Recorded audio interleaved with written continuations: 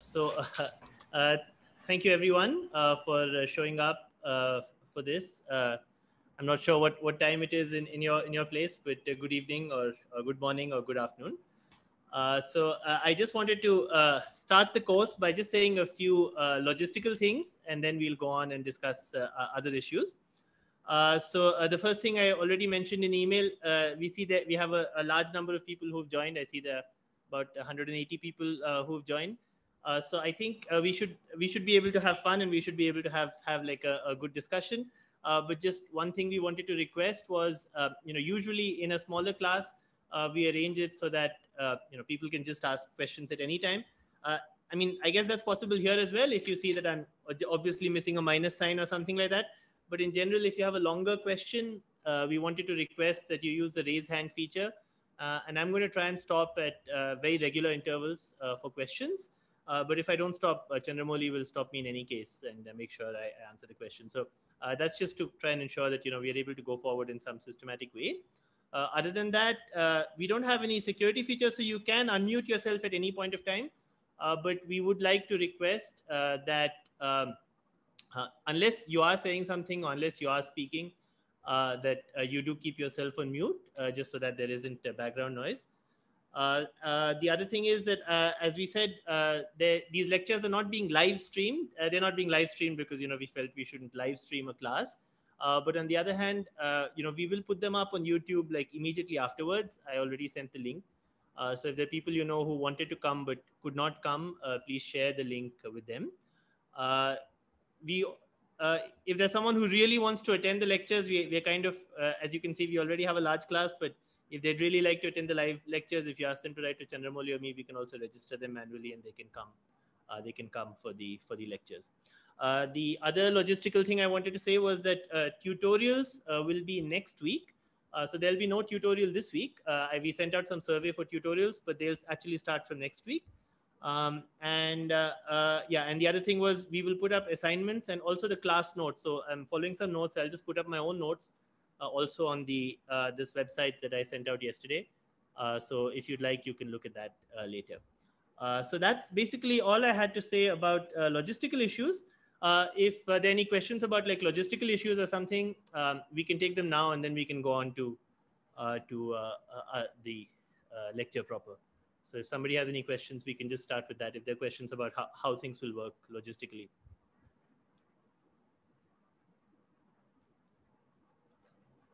Generally, people can just unmute themselves right now, right?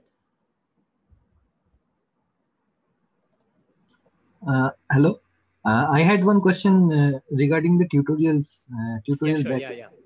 So, in case if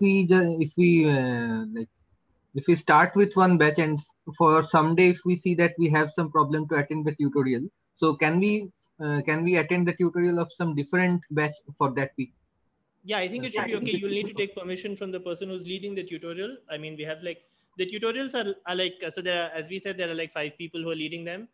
So Chandramoli, Siddharth, Pushkal, Victor, and I'll do one. It's not like a uniform thing. Mostly, I mean, the people who are leading the tutorials will decide what they want to discuss or how they want to organize it. And you should just write to the person who's leading it and go and join their discussion if you want. But it's not like the tutorials are following a set course. So, you can, if you go to some other tutorial, you'll get the same material. Mostly it's more of an informal discussion or just a place where people can discuss or have questions or, and so on. So, but sure, I think it should be fine. I think it should be fine, but you should take the permission of the person who's leading the tutorial. Okay. So looks like we don't have other questions about logistics.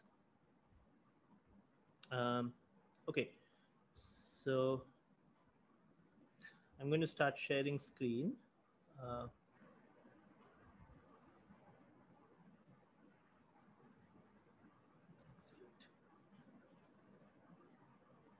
Excellent. Okay, great. Okay. Okay, great. As I said in the beginning and in the initial emails, we're going to follow as a reference these lecture notes, which we put out actually in advance of the this course. In fact, one of the purposes of writing this review was, in fact, to for this course was to have some guide for this course. So we'll try and follow it pretty closely. So if you'd like to see where we are or what we'll do next, this should give you a pretty good guide to what we are going to do. I'm going to add material, and of course, if there are questions and so on, we'll go into other places. But on the whole, like we're going to try and follow this reference, and this is so we don't have a textbook, but this is as close to a textbook as we'll get. So the other thing I wanted to say in the beginning was that one way to visualize how we've organized the course is to think of it in three parts. So one part is, which we'll spend some time on, is Hawking's original paradox. And then we'll discuss, how that can be resolved in some sense using some understanding of thermalization and the importance of exponentially small corrections.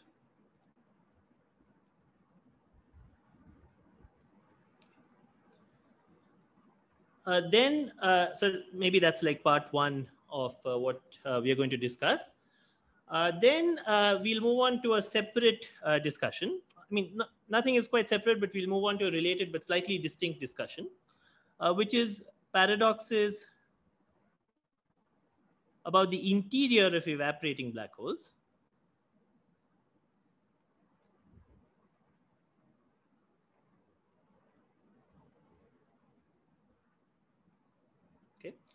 And these are paradoxes that have to do with the monogamy of entanglement and other such issues. And so we'll spend some time discussing that. And then this will lead us to some other lessons about quantum gravity, one of which we'll call the principle of holography of information. This is also where we'll discuss islands and the page curve and so on. Okay, so this is maybe a second part of what we'll do. And then maybe the third part of what we're going to do is paradoxes about large black holes in ADS-CFT.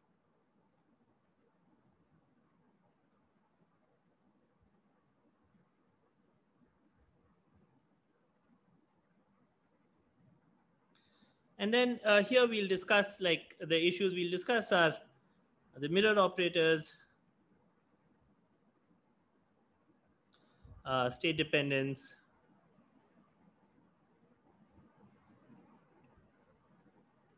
firewalls or fuzzballs. Okay, so that's a very rough outline of how we'd like to, of the kinds of issues we'd like to discuss, and that's roughly three very broad divisions of the course.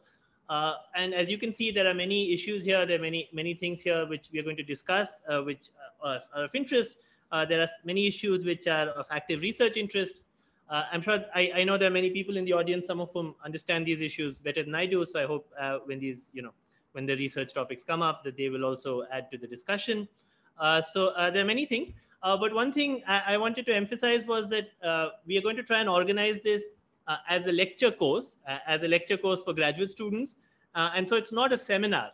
And so, in principle, one could have spoken about all of these three things in some overview or review talk, but that's not how we are going to do things. We're going to try and do things in terms of a lecture course.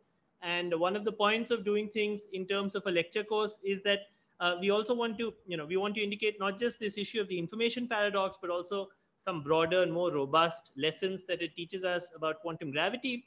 And along the way, we would also like to, pick up other techniques about quantum field theory in curved spacetime, or techniques about, quantum information. We'll have a lot of discussion of quantum information or quantum statistical mechanics and so on. And so maybe one thing I want to emphasize is that we will take many detours. Okay, so it's not like we're going to go in like one straight line and discuss all these three kinds of paradoxes. We're going to take many detours, including this lecture. Okay, so this lecture is in some sense a detour, okay, where we are going to discuss some basic things that come before one even talks about Hawking's original paradox. In fact, if I estimate correctly, it'll probably take us 3 or 4 lectures even to arrive at the description of Hawking's original paradox, because I wanted to start by discussing Hawking radiation and other issues. And so in some sense, we are going to go a little slowly, and that might be a little boring. I understand because there are some experts in the audience. But as I said, we very strongly want to organize this as like a lecture course where we do everything very systematically and as systematically as possible. Okay, so we are going to start this lecture, as I said, by kind of before this. Okay, so this lecture is somewhere here. It's before any of these topics. And in this lecture, the interest that we have is in the fundamental physical phenomena which underlies all of these paradoxes. And that fundamental physical phenomena is Hawking radiation. Okay. So we want to start by trying to understand how Hawking radiation works. Okay. Now, we are going to do a slightly different derivation of this phenomena. Of course, for those of you who, I'm sure everyone is familiar with this, but Hawking radiation is a phenomena that if you take a black hole and you put it in asymptotically flat space, so it's allowed to radiate. Okay. So it radiates with a temperature, okay, which is proportional to a quantity called its surface gravity. Okay. So we want to understand first this phenomena because it's this phenomena that underlies all the discussions that we are going to have about the information paradox. And so we are going to start just by discussing this issue. So in this discussion, in fact, there are two physical points that we'd like to reach at, and the two physical points we want to emphasize are first that Hawking radiation is a very robust prediction. It's a robust prediction, but it relies on. I mean, we haven't observed it experimentally, but it's a very robust theoretical prediction. But it relies on a combination of two physical phenomena. It relies on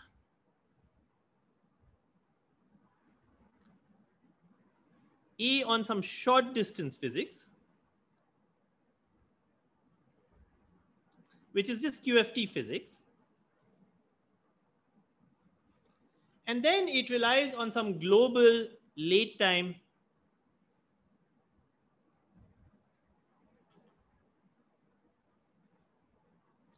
properties of the black hole geometry. Okay.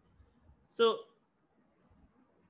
the first point I'd like to emphasize when we do this derivation of Hawking radiation, which in fact will also take us a few lectures to complete, is that it is something that's really robust, from a theoretical point of view. If we believe that what we know about QFT in curved spacetime and so on is correct, or even just basic things that we understand about quantum field theory and the geometry of black holes is correct, then the prediction of Hawking radiation is very robust, and it does rely on these two physical things. And the second point we'd like to emphasize, which is going to keep coming back, is that the same derivation. So, I wrote about that Hawking radiation is a prediction about the temperature of black holes and how black holes radiate. But the same derivation also implies the existence of entangled modes across the horizon.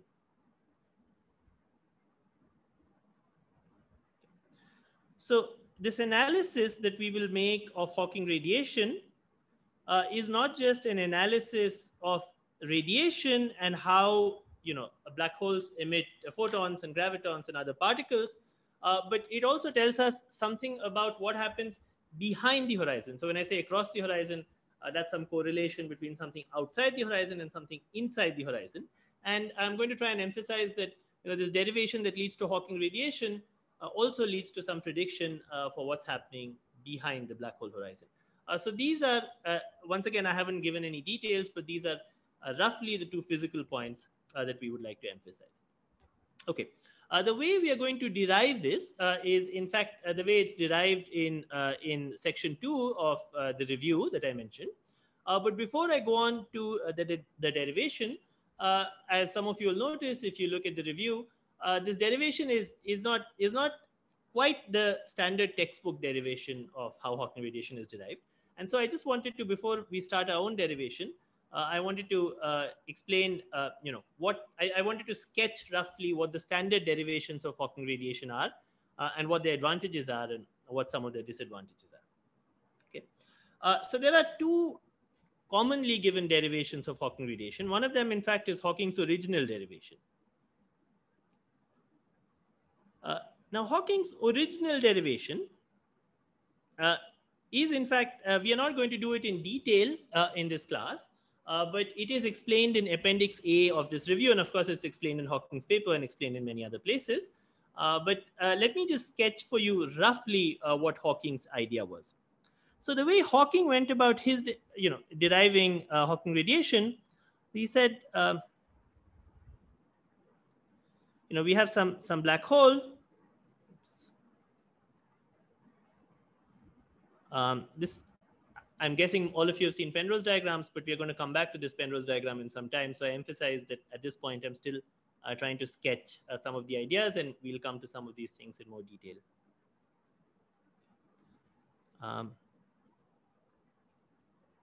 So Hawking's idea was that, let's say you have a black hole of this kind, and the black hole was formed maybe by collapse of some null matter. Okay, so I hope you can, oh, you can't see the red, 1 second. Let's make it green. Yeah, okay. Okay, so maybe the black hole was formed by the collapse. This is some null matter. I didn't draw a very straight line, but there's some green line which formed the, okay, so null. So there's some matter that started at Scri minus and went and formed a black hole. And Hawking's idea was basically to do geometric optics in this geometry. Okay? So Hawking said, we can compute a classical geometry, but in this classical geometry, you can also do geometric optics in the following sense. In that you could ask, let's say we started with some ray here. I don't want that. Yeah. So let's say we started with some ray here, which was a ray which was just before the horizon. So this line is the horizon. Okay. And now I'm thinking of some ray which is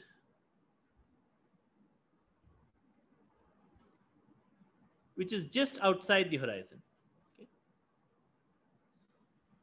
So you can take this ray and you can trace it back to where it started from on Scri minus on past null infinity.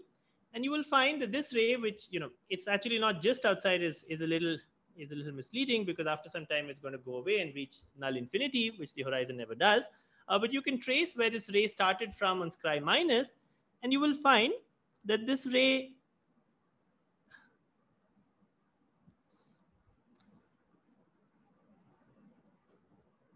so there's a last ray, which is the last ray that avoids falling into the black hole. And this ray, which is just outside, is a ray that starts a little before the last ray. Okay? So in fact, you can do this very systematically. You can see that there are, if you start from some point on Scri minus, notice that all of these rays are starting before the null matter. Okay? But if you start from Scri minus, and if you think of some shell of light which is collapsing, at some point the shell of light reaches this point, which is r equal to 0, and it starts expanding. But if it started too late, on Scri minus, then it gets stuck. It gets stuck because this null matter that's falling from some other part on Scri minus comes and collapses and traps this ray and prevents it from expanding again, and so it falls into the singularity. On the other hand, if you think about this yellow ray, this is before the last ray, this ray is actually able to escape.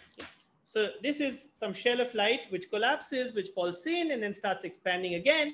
And it's able to escape, even though this null matter falls on it and collapses on it. This ray is actually able to escape, and therefore it is able to reach Scri plus. Okay. So Hawking's basic idea was to think of rays of this kind, and was to try and calculate, if you had some separation between the last ray and this ray of delta V, okay, what is the point on future null infinity that you would end up at? Okay. So Hawking's calculation was to compute the relation between this U final and this delta V. Okay? So of course, if you start after the last ray, then you end up in the singularity. But if you start a little bit before the last ray, you do end up outside. But because there's this null matter that's been falling in, your escape outside gets delayed. And Hawking was able to compute just using geometric optics where a ray would end up on Scry plus if you explained, or if you gave us initial data where the ray started on Scry minus. Okay? And once he did this, you could then argue, if you put the initial state of quantum fields on Scry minus in the vacuum, then using this geometric optics, you can compute an approximate final state for the quantum fields on Scry plus. Okay? So if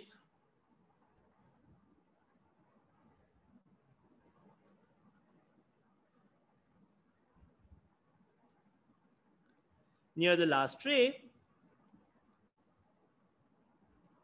is like the vacuum, then this leads to some prediction for the final state on Scry plus. Okay. Okay. Suvrat, there's a question in the chat. Yeah, sure. Yeah. Should I read it out, or? For some reason. Yeah, we can have the question. Actually, I can't see the hands, but I don't know why I can't see the hands. And yeah, there's a question from Shoaib asking what reflects the ray at r equal to 0. Thank you. Thank you very much. So you see, there's nothing that reflects the ray at r equal to 0. R equal to 0 is actually the origin of polar coordinates. So thank you very much for asking the question. I was not clear enough about it. So these rays, you see, I've suppressed an S2 at every point here. Okay. So there's actually an S2 at every point in this Penrose diagram. And the way you should think of these rays, even though we are using the word rays, is actually as expanding and contracting shells of light. So each of these lines I've drawn is actually the trajectory of an expanding or contracting shell of light. And you see, if you have a shell of light, which is very large in the beginning, it starts contracting, contracting, contracting. It reaches r equal to 0 and then starts expanding. And if you plot how that looks on the Penrose diagram, it looks exactly like this. It looks like the ray has bounced off r equal to 0. Of course, there's nothing for it to bounce off. It's just the fact that it contracted in on itself and then started expanding. And so that's the trajectory that we're looking at here. Does that answer the question? Yeah, I mean, I don't know. He's not written anything on the chat. Okay.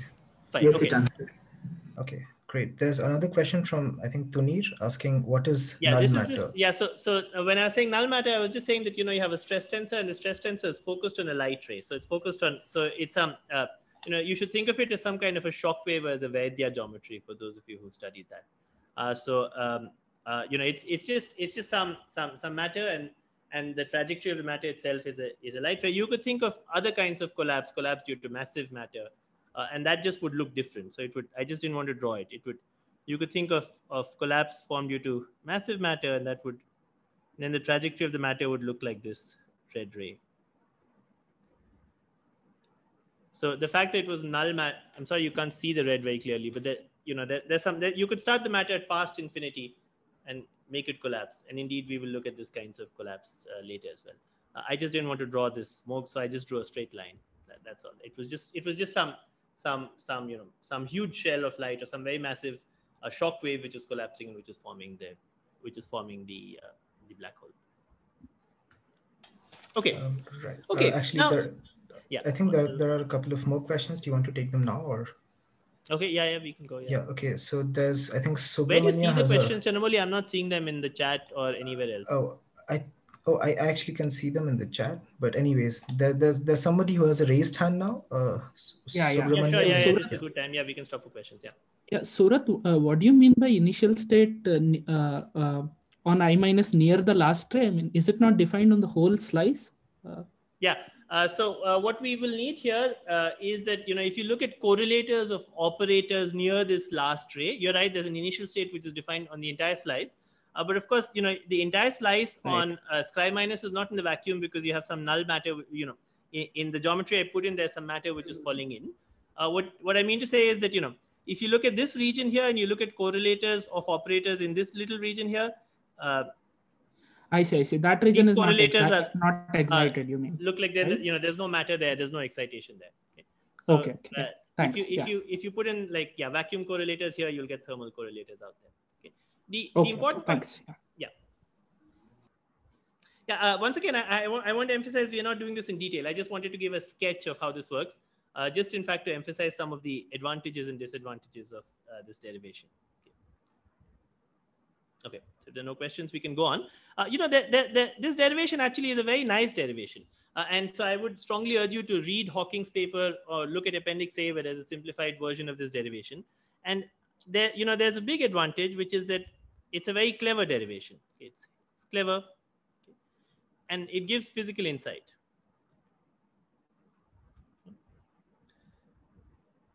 But there's also a disadvantage, and the disadvantage is the following.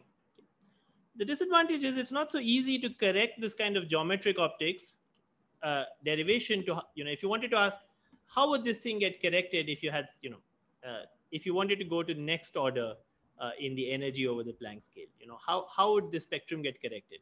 Or what if, the black hole had some spread in its energy, or you wanted to ask, how does the detailed state of the black hole affect what's happening at Sky Plus?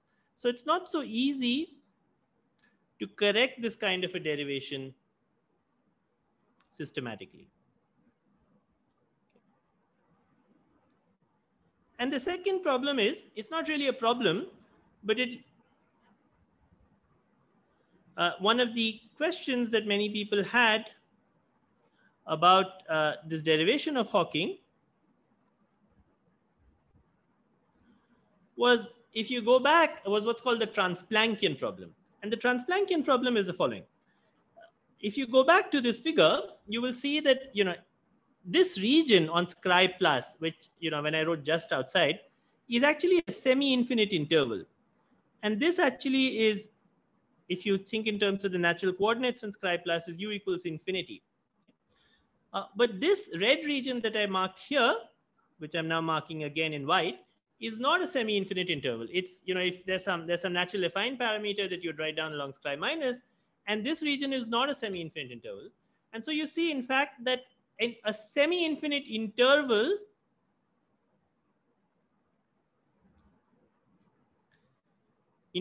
on Sky Plus is generated from an infinitesimal interval on Sky minus. And then people can start asking, how do you know that this makes sense? You're looking at such short distance physics on Sky minus, and that's what's called the Transplanckian problem, right?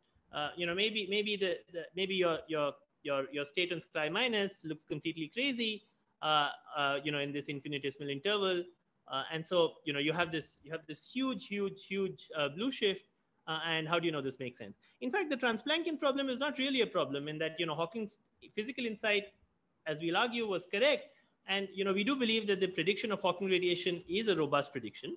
But you do have this question, and it's not so easy within this geometric optics approximation to try and answer this question. Of course, there are answers, and I said there have to be answers, because in the end, the derivation is correct and the result is correct.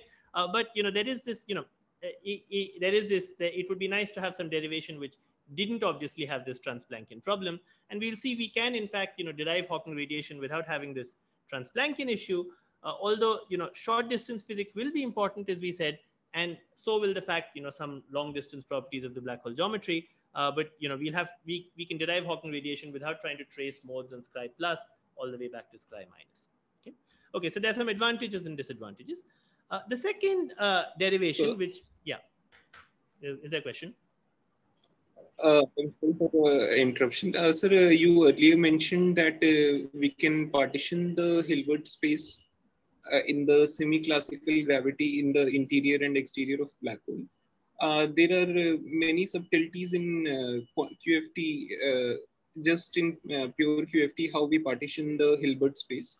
And as many of us in the audience know, that in gauge theory, such partition is not a well-defined quantity. I was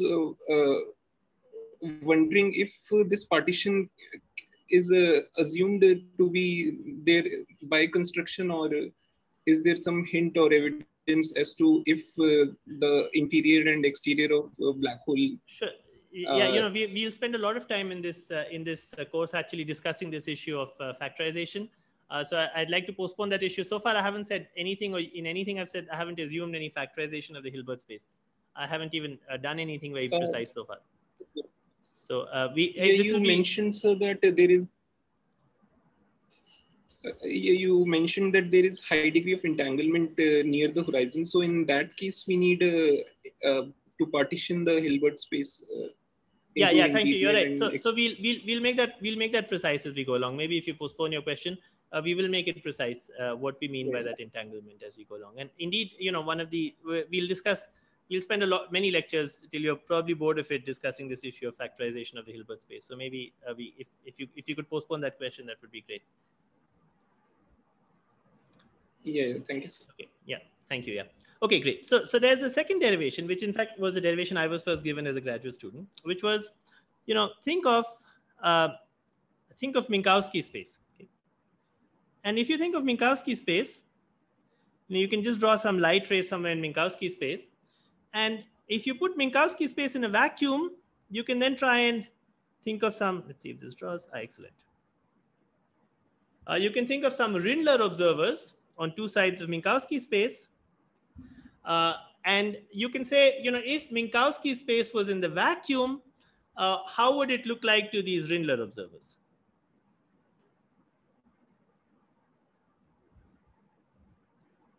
And there's a standard derivation, which is done in all books in QFT and curve spacetime, which is if you put Minkowski space in the vacuum, then for these Rindler observers whose world lines I've drawn here, so this is one Rindler observer, this is another Rindler observer, okay?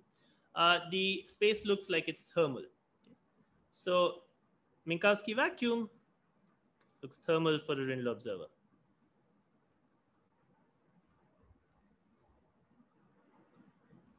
Okay. Now, one argument that's given often is, if you think of the black hole horizon looks locally like a Rindler horizon. So, we drew some diagram. You can draw it again. And here's our black hole horizon. And if you think of the geometry, one of the arguments that people give is, the black hole horizon, which is this horizon, it looks locally like a Rindler horizon. And, but the space if you take some slice of this kind, some nice slice, which runs all the way here and goes here, then in this nice slice, this is like a Minkowski slice. And therefore, if the state is smooth in this nice Minkowski slice and this white slice here, then for an observer who's stationed outside, maybe some observer who's let me draw the observer. Some observer who starts at sky minus and it became a straight line, but this is not, I wanted to draw a time-like trajectory, but somebody who starts somewhere at past infinity, goes up to future infinity, it looks like, somebody who's at finite r, it looks like you're a Rindler observer, and therefore, the black hole looks thermal. Now, this derivation is it's kind of a hand-waving argument, and in fact, it also gets the right answer, and there's a big advantage to this, which is the advantage is, of course, that it's technically very simple. But at least when I first heard this derivation as a starting graduate student, there are many aspects of this that bothered me. Because, the questions I had were, how much do the global aspects of the geometry matter?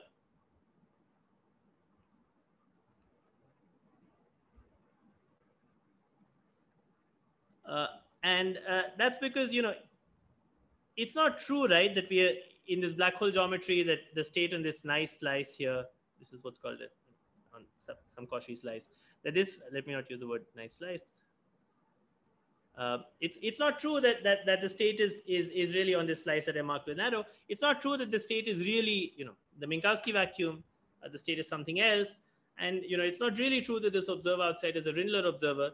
So this kind of argument does give also the right answer, in fact, but, it kind of hides where the short distance physics is important and where the global aspects of the geometry are important.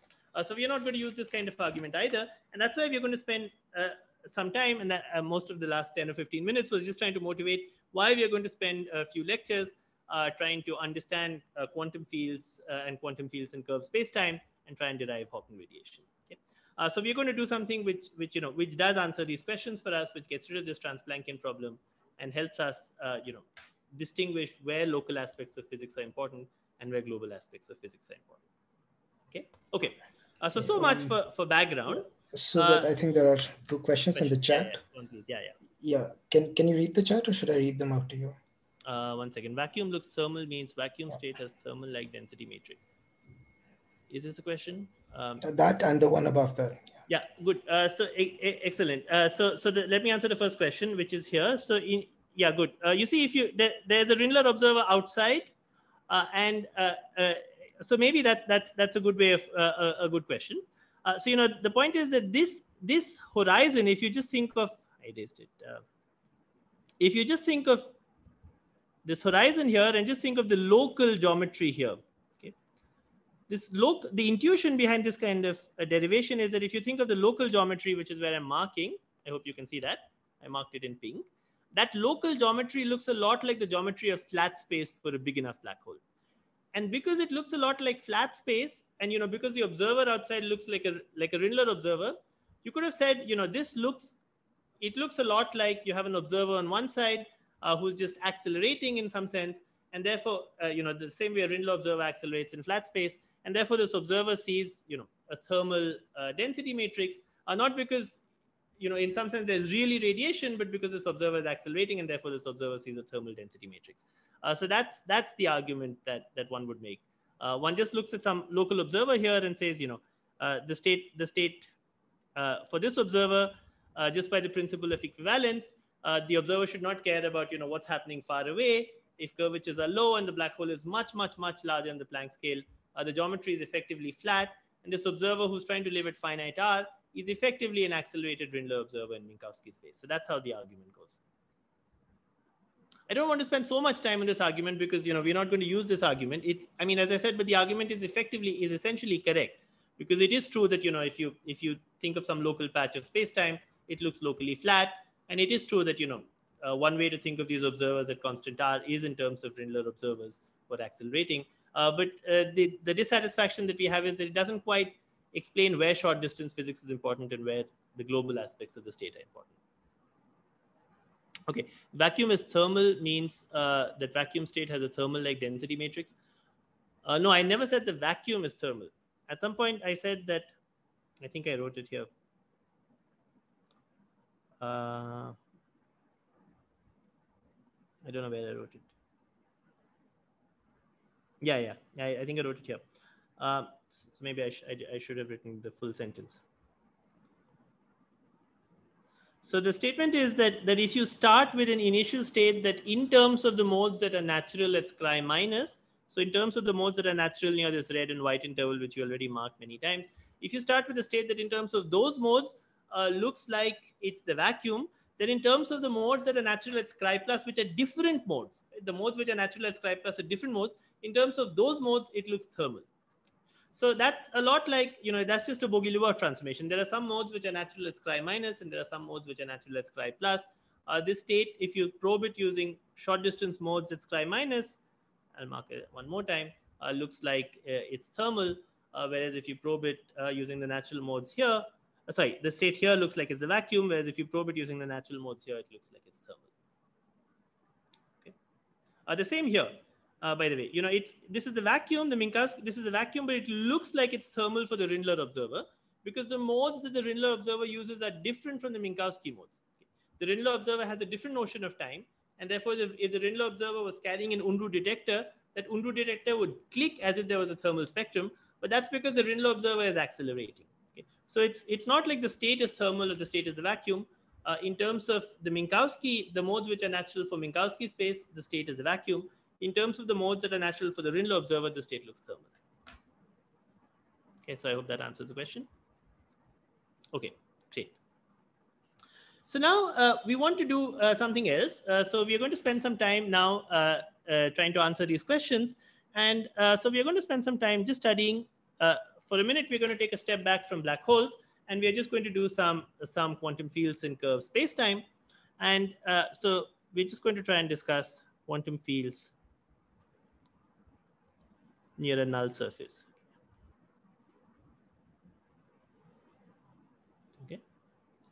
For the purposes of the next, for the rest of this lecture and perhaps also next lecture, we don't even have gravity. We're just studying quantum fields. And there's some fixed background which may be created by some gravitational effect. But for now, we just want to study quantum fields about this null surface. Okay? And what we want to show is that across any null surface, So,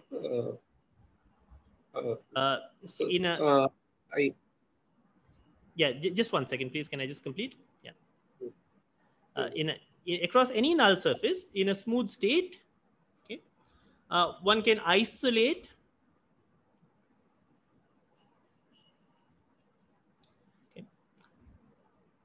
some local QFT. So we're going to define what local is, degrees of freedom with universal entanglement.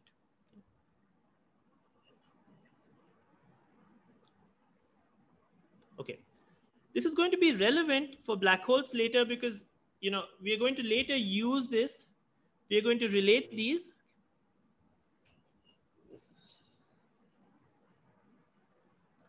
Okay, these local degrees of freedom near the horizon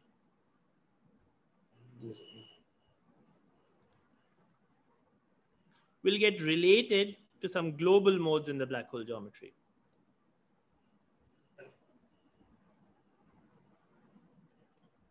Okay, but for now, I just want to study this issue. And for this lecture, or for the remainder of this lecture, we just want to study quantum fields near a null surface and try and argue that there's a universal form of entanglement of these quantum fields. And that's what we'd now like to derive. Yeah, there's a question. Please go on. Yeah, so we're assuming the validity of quantum fields in curved spacetime when the curvature of near the horizon is significantly small than the curvature can produce strong quantum gravitational effects. Is there a hint? Is there a hint? Yeah. Just one sentence. I wanted to just make one sentence. Is there a hint just in semi-classical gravity as to if when these quantum corrections would be significant and Hawking's framework of quantum fields in curved spacetime might not be valid? Can we get these hints just from semi-classical gravity? Yeah, thank you. Yeah, indeed, it could be that curvature scales are close to the Planck scale, and then we can't use QFT in curved spacetime at all. But for the remainder of this lecture, as I said, we just have we're going to assume that curvature scales are much larger than the Planck scale, and so there's a sense in which we can just analyze quantum fields in curved spacetime. So for this lecture, actually, for the remainder of the lecture, I'd like you to, in fact, even forget about black holes and I just want to discuss some QFT in curved spacetime results. We'll go back, as I said, and later relate them to black holes. Indeed, it could be that curvature effects are small, but we in fact won't have anything much to say about it in the entire course. What happens when curvatures are Planck scale. In fact, I don't think anyone knows how to say anything much about that, so we won't have much to say about that. So what Hawking formulated was that his result is valid at all times, so that the spectrum is always thermal, which leads to information paradox. But meaning it doesn't seem like his extrapolation is valid all times due to quantum effects and strong curvature. Can I? Yeah. I know that there are many issues we can discuss, but maybe we can come to that. Right now, we haven't even come to any paradox. We're just discussing QFT in curved spacetime. So we maybe if you could postpone this for a few lectures, we can discuss at some point. This issue of whether the extrapolation is valid or not. Is that the reason why it's called the naive information paradox? So far, we haven't even discussed a paradox, Shreyans. We're just discussing QFT in curved spacetime. So there isn't. No, that's actually not the reason why I do sometimes call it the naive information paradox. But it's not because this derivation breaks down when curvature scales become large. In fact, one can frame, as we can see, the entire paradox. By just looking at black holes, which for most of its lifetime is in a semi-classical situation. So if I could request, maybe we could discuss this again several lectures from now. So far, we are just doing QFT in curve spacetime. Okay. Thank you. Yeah, thank you. Yeah. Okay. So let's start by trying to understand this result. Okay. So let's just take some spacetime. So there's some metric, and let's fix some. So maybe there's some complicated metric, but let's fix some point in this spacetime, which we'll call the origin, and almost by if this metric is smooth around this point, we have a meaning to what it means for this metric to be smooth, and the meaning is that the metric in the vicinity of this point can be written in this form, where this alpha and beta run over d-1 indices. So the entire spacetime is d+1 dimensional, and we have two null coordinates.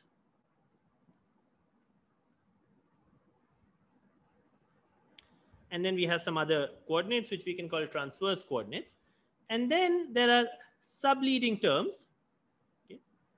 And these terms are terms which, these dots, which vanish smoothly near the origin.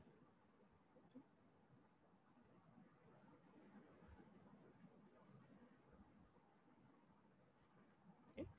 So all I'm saying is that we have some manifold. Maybe it's some pretty complicated manifold. Maybe it's a black hole spacetime. Maybe it's something else. But we pick an origin, and about that origin, it's possible to locally choose coordinates. Okay? So it's possible to locally choose coordinates.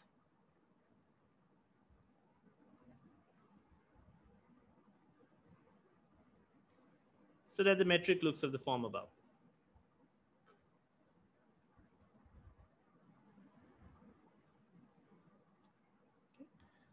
Okay.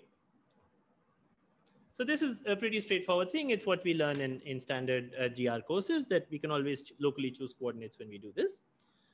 Now, we want to consider quantum fields that are, so in this geometry, there is in fact u equal to 0. There is v equal to 0. And the point we are interested in is this point, which is the origin. And there are these transverse coordinates, the d-1 transverse coordinates, which I've suppressed. Now, the fact that the metric looks of this form is something we learn in standard GR courses. But we now want to study quantum fields that are propagating near the origin. And I think someone has entered. We want to make an additional demand on the state. Okay? So for simplicity, I'm just going to consider a scalar field. Okay? And I'm going to demand, and is that in any non-singular state, I mean, this is a true fact about QFT in curve spacetime. If you look at the correlation function of quantum fields at 2 points which are very close, okay, then this correlation function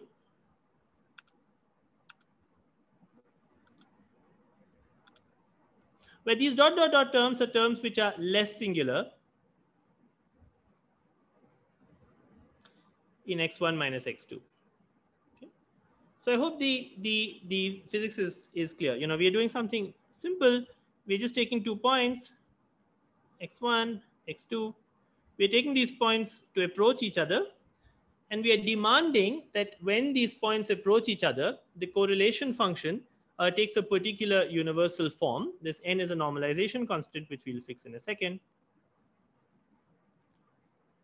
Okay, and that universal form is just that it's inversely proportional to the geodesic distance raised to some power. That power is just given by the engineering dimension of the fields. Here I'm assuming that the fields are not getting strongly coupled as we go to very, very short distances. And therefore, this is the short distance form of the correlator. Okay? It's important that this assumption, so let me say a few things about this.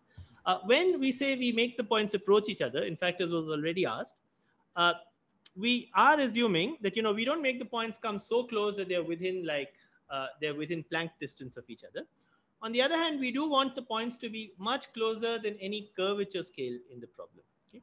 So we do want that x1 minus x2 is much smaller than any curvature scale in the problem.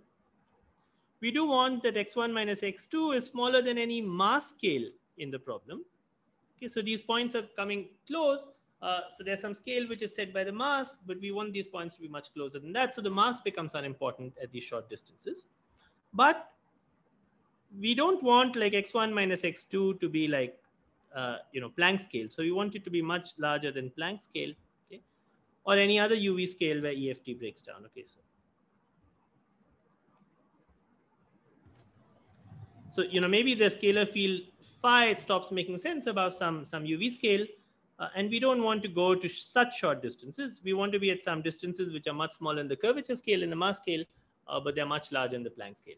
And so here we see, as was already asked, that this requires, of course, the fact that you can find such a regime, that there has to be a nice separation between the curvature scale of the geometry and between the Planck scale. And we will generally be considering, situations of this kind. And therefore, if you have provided we have a geometry that's weakly coupled compared to the Planck scale, this is a good assumption to make, and one can find such a regime. Okay. So this is. So I think Prahar has a question. Oh, Prahar has a question. Yeah, Prahar, yeah. Yeah, space-time is d plus one dimensional, Prahar. Is that the question? Yes. Yeah. Okay. Thank you. Yeah. Also, m is the mass of what? Mass scale of what? Sorry, can you say once again, please, Sunil? Yeah, this small m is the mass scale of what? No, so let's say there was this field phi had some mass. So the mass itself would set some length scale. And what we are asking is that this distance, the separation between the 2 points is much smaller in the length scale, which is set by the mass. Oh, got it. Thanks. So just a tiny question. Yeah. So in the equation that you have written, if we are to assume that the this x1 minus x2 mod is much less than this L curvature, really, I mean, the entire geometry is lost, right? Then I mean, for example, what I'm to say is, if I were doing the same thing in flat space, I would just also write the same. So somewhere, I mean, the fact that I'm doing this on curve geometry, this L curvature has to appear somewhere, right? So I'm just curious as to where that. Okay, that's there are these other terms, which, so of course it's not true that this is the exact 2-point function. I want to emphasize, okay, so I should make these dots bigger. Okay. This is not the exact 2-point function. It's not even the exact 2-point function in flat space for a massive field. Okay, that's it's a modified Bessel function. So this is just the 2-point function in this limit. Okay. And these dots are important. So there are terms, and the point is that this is the leading singularity of the 2-point function is given by this expression. Okay. Now, does that answer the question? Yeah, I was just wondering where it appears, where it makes an appearance in this. So there are many terms. So I'm trying to do some short distance expansion of the correlation function. I'm trying to go very close, and I'm trying to. So remember, I just want to emphasize once again. I'm going to go back that the objective of this is going to be that there are local QFT degrees of freedom, and local actually is we are trying to make we are on our way to making local precise. In that we want to define some degrees of freedom across a null surface. And so indeed we need to be in this regime where we're looking at correlations across a null surface, and both these points are very close to a null surface. Okay. As was already asked, it's indeed the case that you can do this just by taking a field in flat space.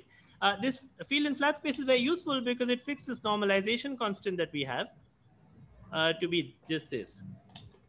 Yeah. So there are a couple of other questions in the chat. Sorry. Yeah. Yeah. Please. Yeah, I think one of them you already answered from Lorenzo, which was, is this 2-point function?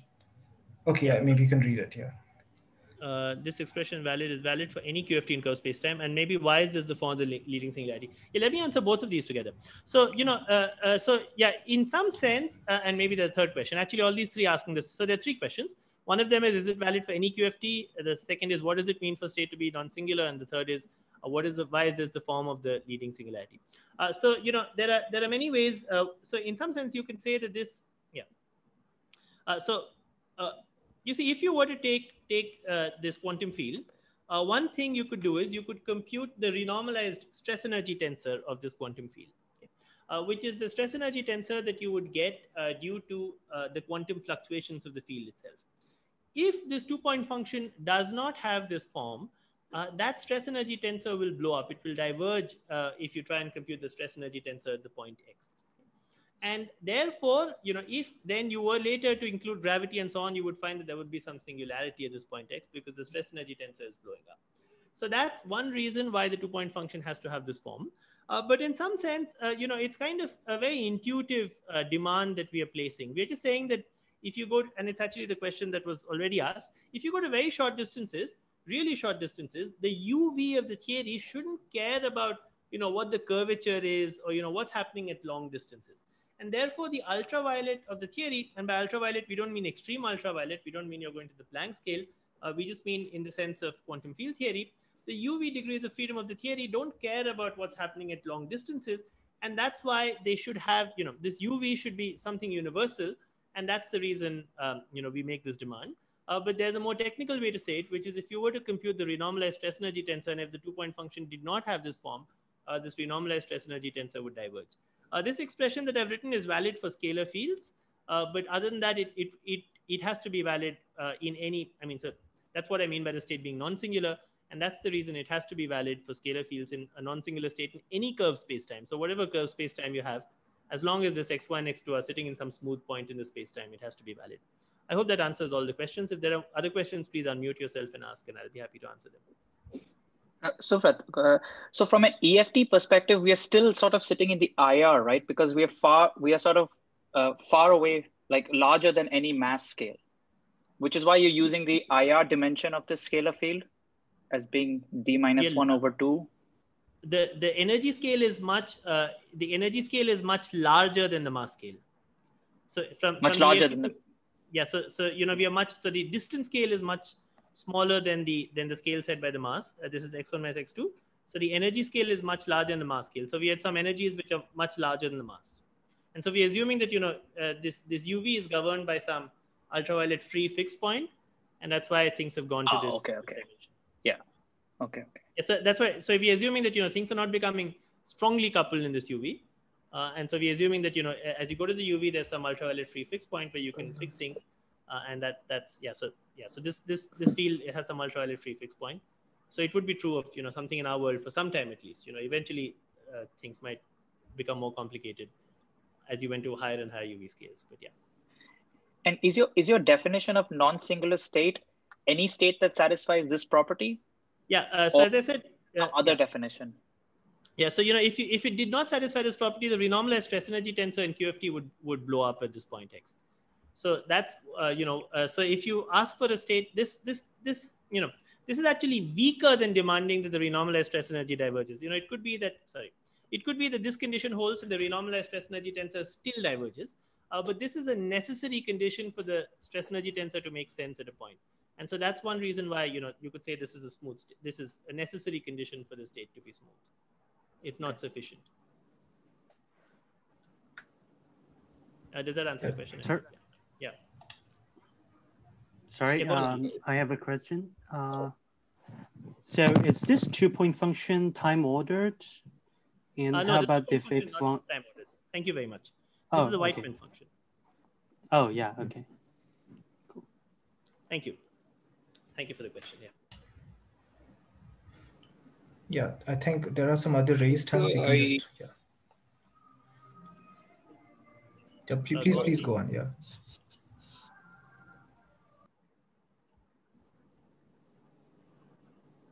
Okay. Can I?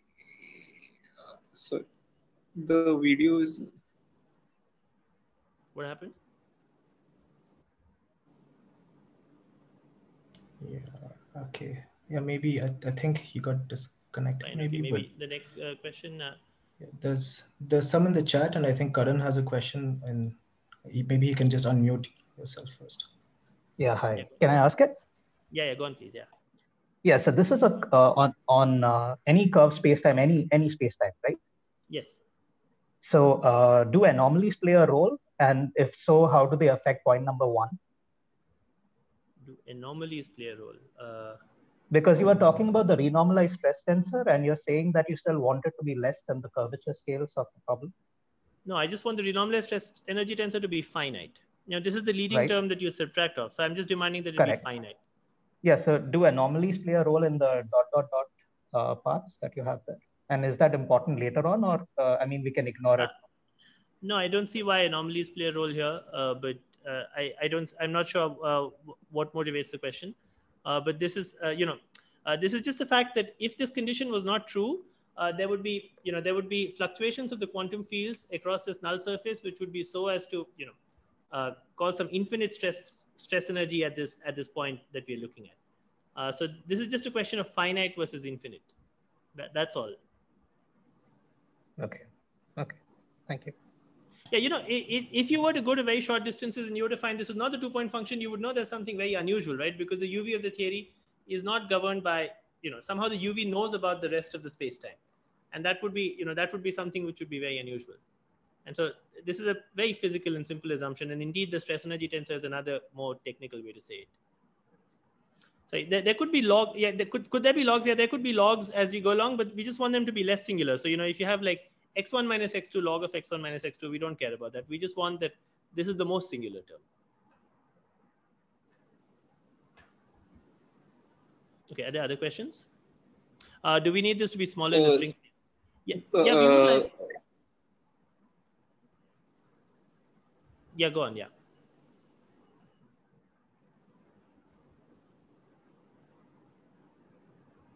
So maybe there's some problem with the connection. Yeah, the question is about whether whether we need it to be smaller in the string scale. Indeed, we would like it to be smaller also than the string scale. So this is so this is any other UV scale where the scalar. So it may be that if you go to like the deep UV, the scalar field itself doesn't make sense. So we don't want to be in such a deep UV where the correct description is in terms of strings and so on. So indeed, string theory has very soft UV properties. But we don't want to be in that deep UV. We want to be in some place where effective field theory makes sense, and we can just talk in terms of quantum fields. The scalar field makes sense. Okay. Yeah, I think there are some more raised hands. You want to take them now? Yeah, or... okay, go on. Yeah, please. Yeah, okay. Yeah, Abhishek, you might go on. The first one. Okay. He raised it by accident, sorry. And there's somebody from Ashif from IIT Bombay. He wants to. Am I audible? Yeah, you're audible, yeah. Yeah. So my question is, does it depend on where the x1 and x2 are situated? Because if it is far from black hole, the geodesic distance will be quite different than if it is near the horizon, right? No, it will not be. So the geodesic distance is so maybe if I write a little bit more, you see the geodesic distance for points which are very, very close by doesn't matter. You see that geodesic distance is just controlled by this metric. And this metric is, locally things always look like flat space-time. So whether you're far from the black hole or close from the black hole, if you take 2 points to be very close to each other, then the metric always looks like you're in flat space-time for short enough distances. So we are only talking about x1, x2, which are outside, for example, horizon of the geometry. No, they could be inside the horizon. It doesn't matter. Okay, but near singularity, it will. Yeah, we'll we'll be quite never be affected, near the right? singularity. In this entire course, we'll never go near the singularity or where Planck scale is important or anything like that. So it's important here that there's a hierarchy between the curvature scale and the Planck scale. Okay. Yeah, thank you. The other questions? Okay. Any topology for the cross section? Which cross section?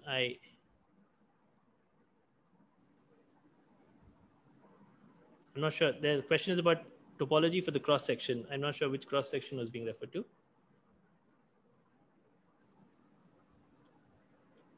I think he's talking about the cross section of the null surface. Oh, this null surface. Oh, thank you. This one. This is, thank you. So if you're going to be, thank you for that question. So we are going to be also, we're going to look at small transfer separation. So indeed, we will say a little bit more about, whether these transverse directions are a sphere or flat. Thank you for that question. But for now, we are just going to take delta y. We're going to look at points which are close to the origin. So I can't draw it here, but if you try and go off the plane of the tablet, we are again going to be close to where the origin is. So we don't know what's happening. The topological properties of y, whether y curves around or something, are not going to be important. Thank you. Okay. So thank you for those questions. So as I said, we can compute this normalization constant. This normalization constant we compute, is also fixed. It's fixed by the fact that if you were to take, as somebody said already, a free field in flat space, then you would get a certain normalization, and this is the same normalization that has to exist also in curved spacetime as you take the points to be very close to each other. Okay. So next thing we want to do is we want to play a few games with this 2-point function, and the significance of these games will soon become clear. But first, let's just do some manipulations with this 2-point function. So what I want to do is remember that I was writing x1 minus x2, but really x1 minus x2 is just this. Interruption, sir. So can we ask her questions after the class? Just after the class. Great. Yeah, sure. Thanks. Yeah, thanks. Yeah. So just to point out that x1 minus x2 squared is just given by this by the metric we wrote down. Where delta u means like u1 minus u2, delta v means v1 minus v2, and so on, right? So delta y alpha means the same thing. So this is I've been writing x1 minus x2, but I could have written delta u, delta v. And so the game I want to play is I want to ask the following thing. I want to differentiate this field with respect to u1 and also with respect to u2. And if you do this, you will find that it's just some exercise in taking this correlator and doing this. You will find this answer.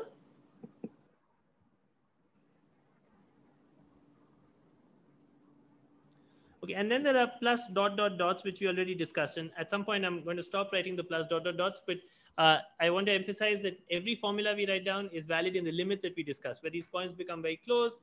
They're smaller than the curvature scale, and they're larger than some UV scale, some Planck scale, and so there are all these dot dot dots which become important in all these other regimes. But here we're not interested in them, and all we're doing is we're taking this 2-point function, we differentiated it twice. When you differentiate it twice, you pull out this factor of delta v. You turn this power into something else. The fact that this power went from d plus 1 to d plus 3 is because we differentiated it twice. Okay. Now I want to play one more game. So I differentiated it twice. Now I want to take delta v goes to 0. Okay. Now when I say we take delta v to 0, I don't actually have to take delta v strictly to 0. I just mean we take delta v to be the smallest separation in the problem.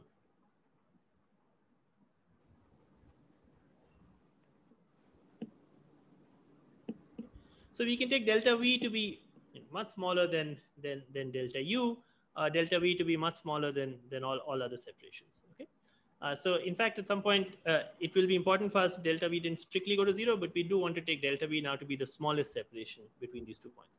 Okay, so once again, to emphasize, the geometry that we have is that we have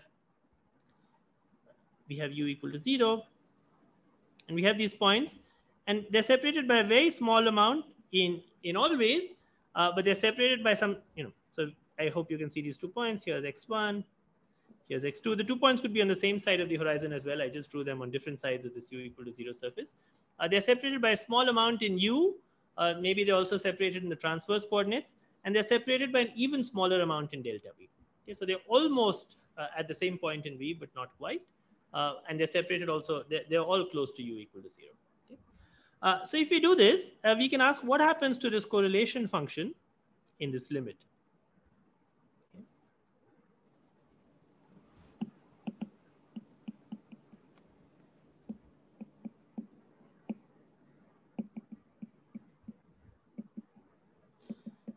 At various points, I'm writing x1 minus x2, mod of x1 minus x2, but remember that mod of x1 minus x2 squared is this quantity we have here. So if I write in terms of UV coordinates, I have to have a d plus 3 by 2, otherwise I would have just a d plus 3. Okay? So you might have thought that this should just be 0, right? So you might have thought that this is 0, but in fact, you can check that it's not 0. It can't quite be 0. And the reason it's not 0, and we'll prove in a second that it's not 0, is that this correlator does receive a contribution Okay, so 0 would be a wrong answer. This correlator does receive a contribution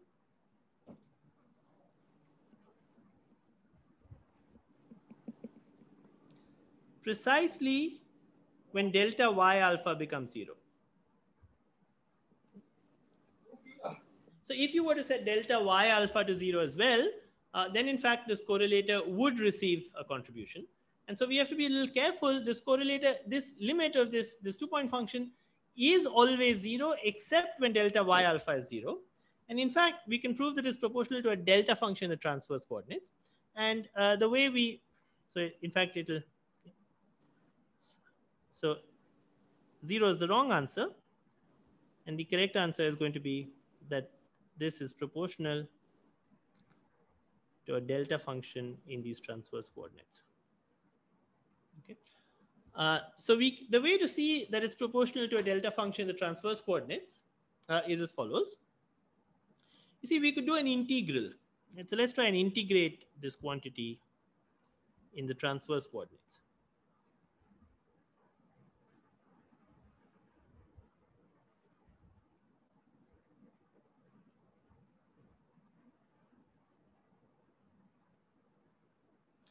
So remember they're d-1 transverse coordinates, and I'm doing this integral. I'm doing an integral actually in the transverse separation of these coordinates. Okay. It's simplest, and there's an assignment question, in fact, where you can take the limit in a different way. But let's try and take the limit so that from the space-like direction. Okay, so that this whole quantity is just positive.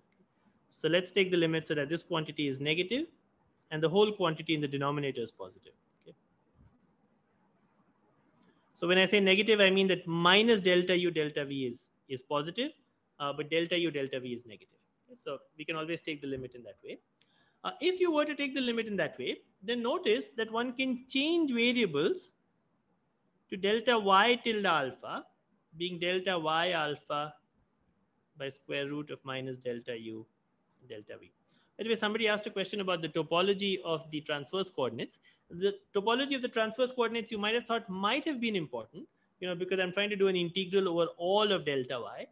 But in fact, because this integral is going to be focused and get a contribution only from delta y equal to 0, what happens in these transverse coordinates at long distances will not matter.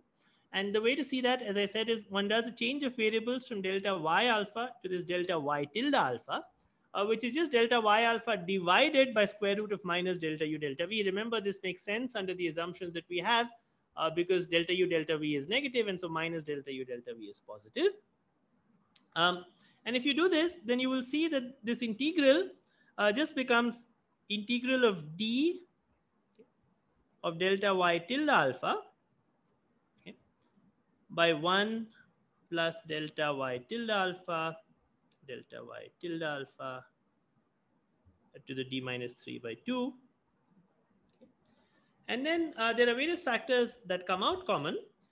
There's a delta v squared factor, which comes out, which is just this factor. So you see there's a factor here and a factor here. And then there is an additional factor which came about from the change of variables. And there's a factor which came from the denominator. Okay? So you see that there's a factor which comes from here. Okay. And there is the factor that delta y alpha was actually square root of delta u delta v into delta y tilde alpha. And so that gives you a factor of delta u delta v into d plus 1, into d minus 1 over 2. Should put minus signs everywhere. Okay. Is this expression clear? Are there any questions? Let me just do one more manipulation and we'll complete. Okay.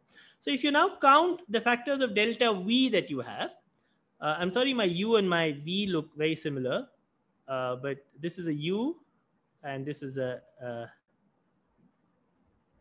and the one which is slightly sharper is a v. So you have to pay attention to differentiate my u and my v. I'm sorry about that.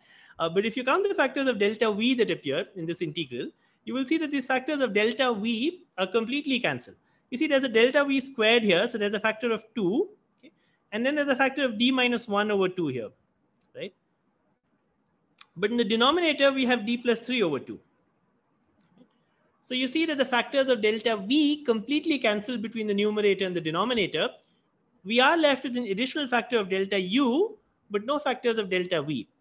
And therefore, the conclusion is that it must be the case that this whole contribution is proportional to something which is 1 over delta U squared. You can work out the constant as well. In fact, that's an assignment question. Let me just write down what the answer is.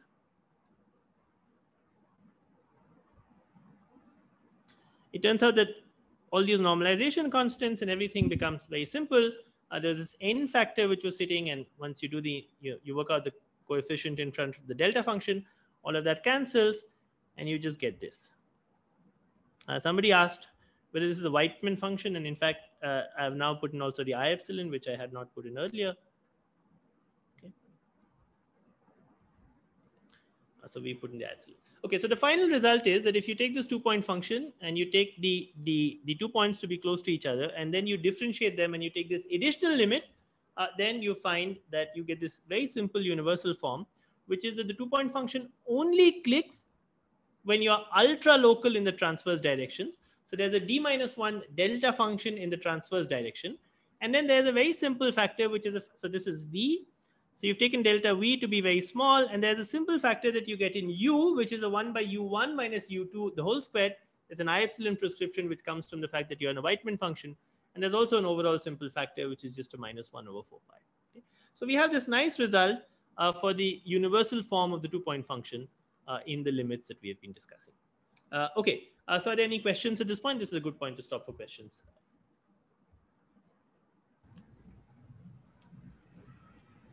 Even here, delta V is much greater than L Planck. Yes, indeed. Even here, delta V is much greater than L Planck. That's one question. Are there any other questions?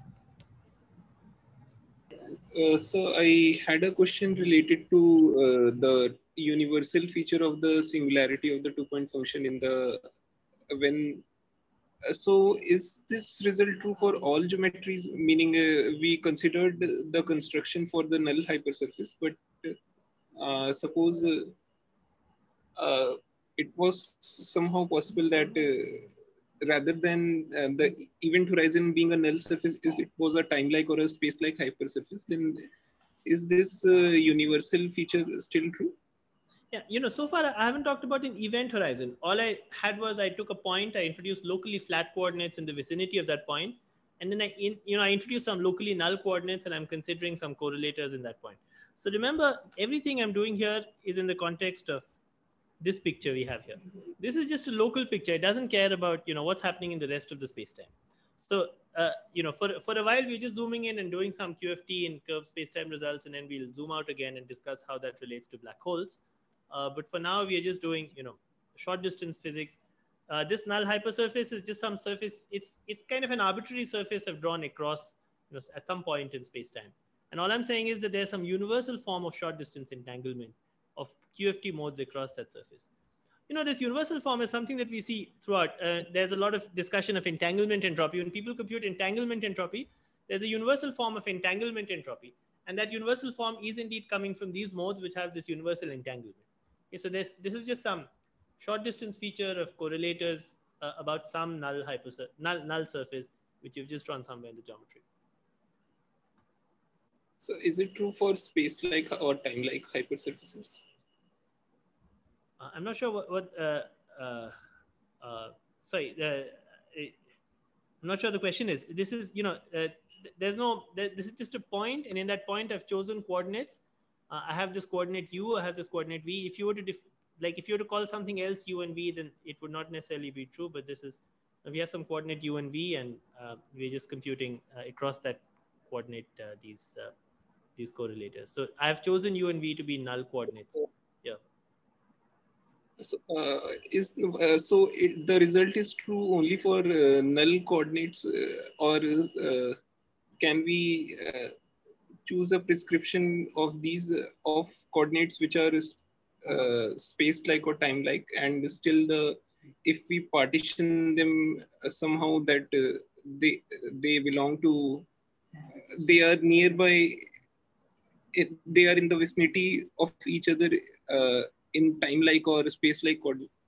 So there would be some other result which would be true for if you try to look at space at maybe the other results you could derive if you try to take, by differentiating correlators or doing some other manipulation with correlators across coordinates which are space-like or time-like. But here we want to do something which is, we want to consider a null coordinate around some point, and we want to consider a universal form of correlators across that.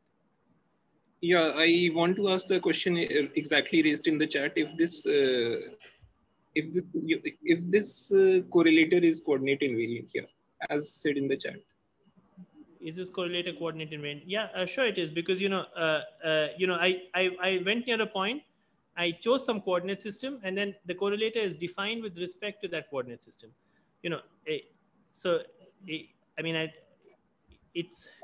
I have made a choice of coordinate system, right? I've said that, and I'm looking at some correlation function of some points which are separated in some way. So there's a U1, there's a U2.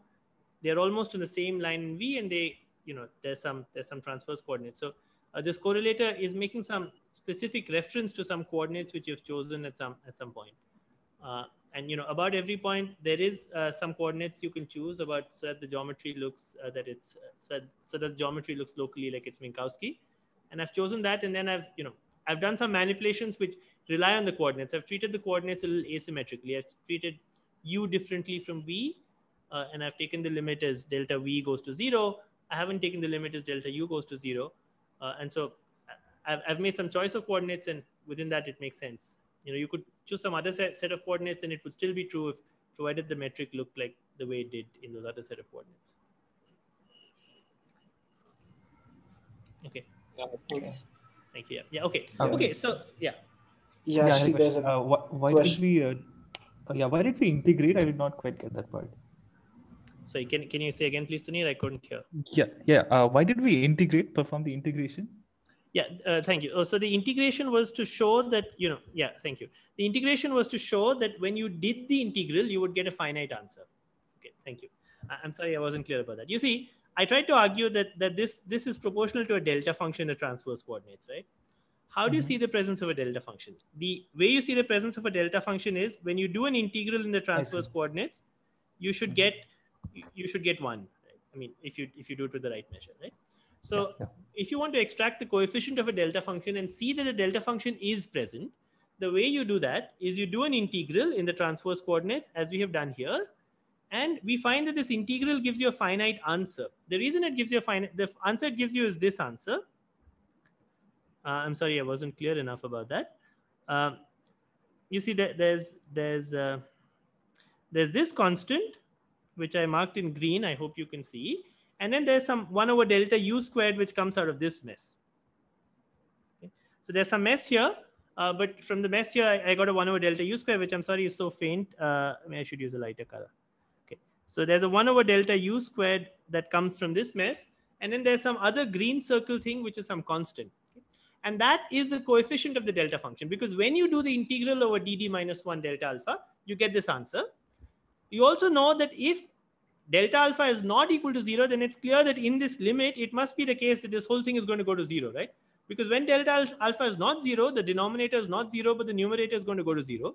So you know that this expression is 0 when unless delta alpha is 0. And when it's 0, if you want to compute what that constant is, you do that by doing the integral. And that's how you get this answer. Okay. So I hope that the logic is clear. So we wanted to argue this. And the whole point of what we were doing right now was to try and understand this leading factor. Okay. There's a delta function which we argued for. And the fact that it's a delta function, you can see from the fact that, unless delta by alpha is 0, the correlator has to be 0. And the coefficient of the delta function is what we got. I didn't actually do the 1 over 4 pi systematically, but that's an assignment question. I did show you the U1 minus U2 whole squared. Okay, does that answer the question? Yeah. Okay, thank you. So actually, I realized we went a little slower. Go on, please. Yeah, let me just say one more thing. I just want to say one thing before we end the class, and then we can have questions afterwards. Let me just say something, and then people might need to go, and we can keep the discussion going. I hope that's okay. So I just want to say the next step of what we want to do. I just want to explain what we would like to do is to use. You see, right now we had some statement about correlators. Okay? Now, what we want to do is extract some modes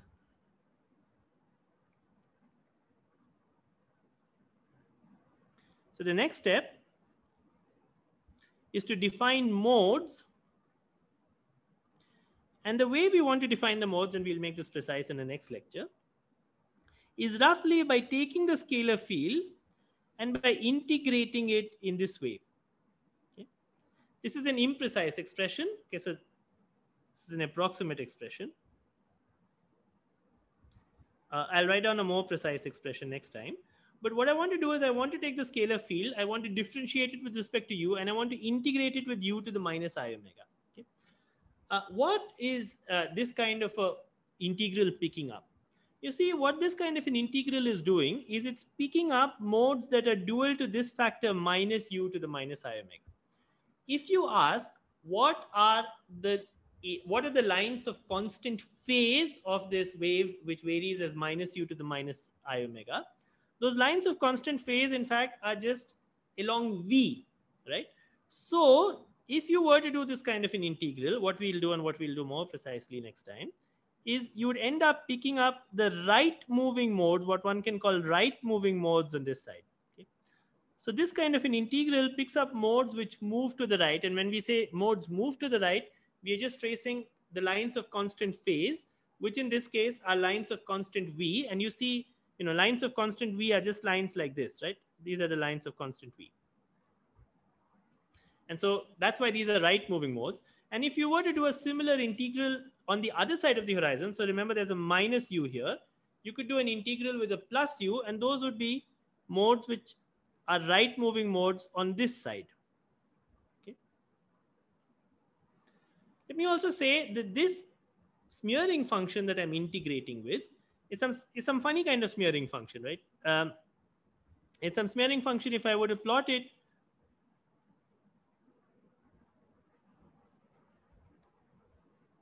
oscillates very, very, very, very, very, very, very rapidly here near u equal to 0.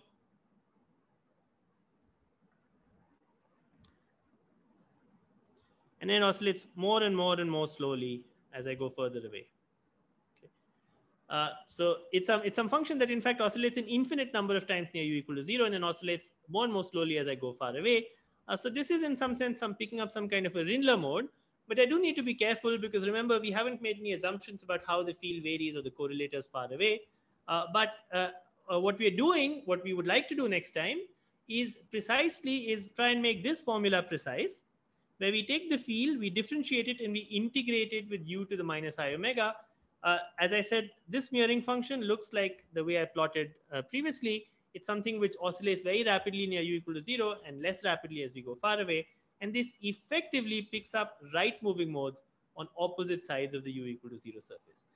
So in the next lecture, we'll try and make this formula more precise and try and derive, extract really modes which look like modes of, which have creation and annihilation operators and just look like modes of a simple harmonic oscillator.